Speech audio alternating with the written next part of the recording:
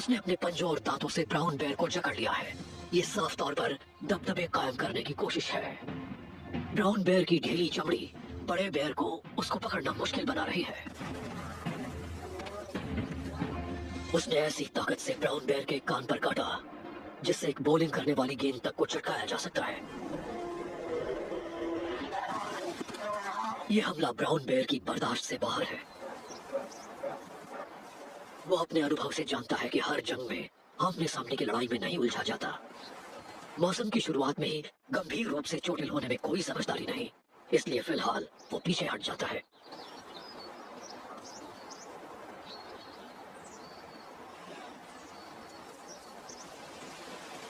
इस brown bear को नदी के किनारे बसे घास के मैदान का अपना हिस्सा देना होगा। अब वक्त है कि अपने अनुभव और बुद्धि का सहारा लेकर वो अपने भोजन के लिए कोई दूसरी जगह खोजे।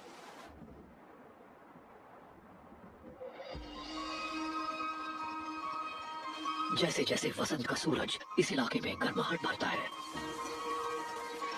हर तरफ तरह तरह के जीव नजर आने लगते हैं। ये सब यहाँ के बेहतर होते हालात का मजा लेने पहुंचे हैं। इन सब पर ऊपर से नजर रखे हुए है ये बॉल्ड ईगल। इसने अपनी सर्दियां यहाँ से कुछ दूर दक्षिण में बिताई हैं, जहाँ सर्दियों में भी झील में बर्फ नहीं जमती। लेकिन अब ये भी बसंत के भरे पूरे वक्त का लुत्फ उठाने लौटी है, क्योंकि हर साल ये इलाका मछलियों से भर जाता है।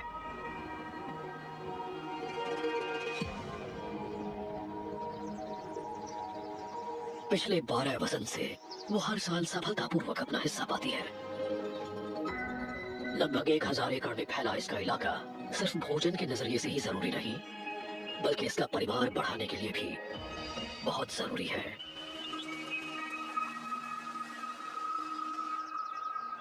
डगलस फर के पेड़ पर 50 मीटर ऊपर बना ये विशाल घोंसला इसने 1 दशक पहले अपने जीवन साथी के साथ बनाया था। हर साल ये जोड़ा चूजों के एक नए जोड़े को पालने के लिए लौटता है और 8 हफ्ते का इनका चूजा बहुत तेजी से बढ़ रहा है। खाने वालों की इस बढ़ी हुई संख्या के साथ अपने इलाके की रक्षा करना कहीं ज्यादा जरूरी हो जाता है।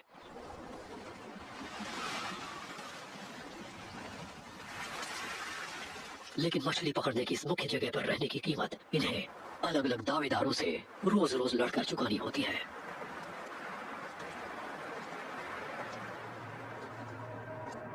आने वाले दिनों में ये मुकाबला और जोर पकड़ेगा।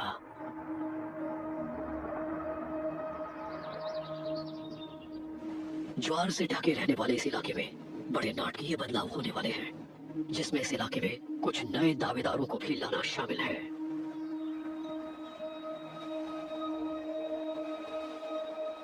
ज्वार के समय गहरा पानी समतल इलाके को ढक लेता है और पानी के नीचे नए मेहमान अपना रास्ता बना रहे हैं। ये एक टोडफिश है। हर साल वसंत का मौसम लाखों टोडफिश को इस तट तक ले आता है। फिलहाल ये सभी पानी के नीचे सुरक्षित हैं।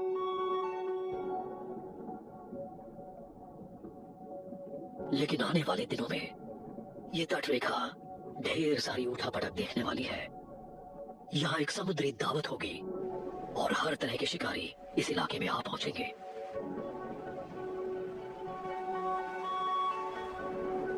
बॉल्ड ईगल को इस जंग की तैयारी कर लेनी चाहिए। जहां एक तरफ पानी के ऊपर रहने वाले जीवों का जीवन खतरे में है,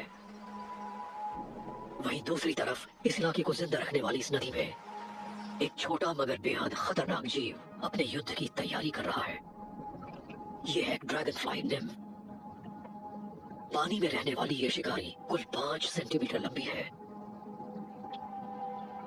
सर्दियों का मौसम इसने खुद को रेत में छिपाकर बिताया है। लंबे समय तक पानी में स्थिर रहकर इसने इन जमा देने वाली सर्दियों को पार किया, पर अब ये बाहर आ चुकी है और अपने भोजन के लिए तैयार है।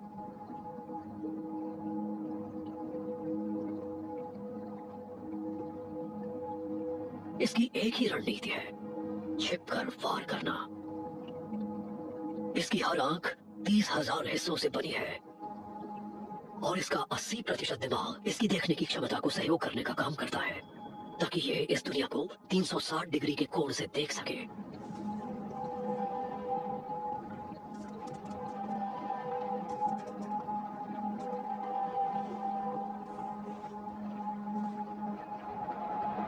ये 10 मिलीसेकंड जितने कम समय में अपने शिकार को धर दबोचती है और सीधे उसे अपने मुंह में ले जाती है।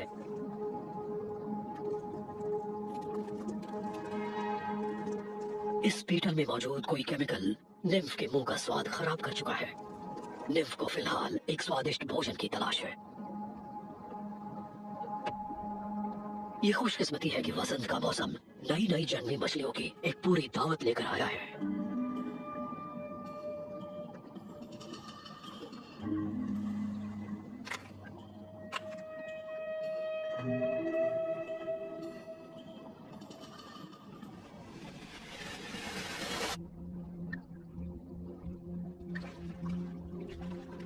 निम्फ के जबड़े की इस मजबूत पकड़ के सामने इस छटपटाहट का कोई फायदा नहीं।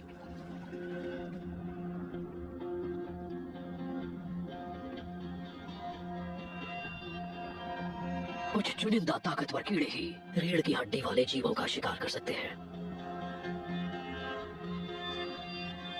इसका ये जुड़ा हुआ जबड़ा कुछ ही देर में मांस और हड्डियों को चबा डालेगा।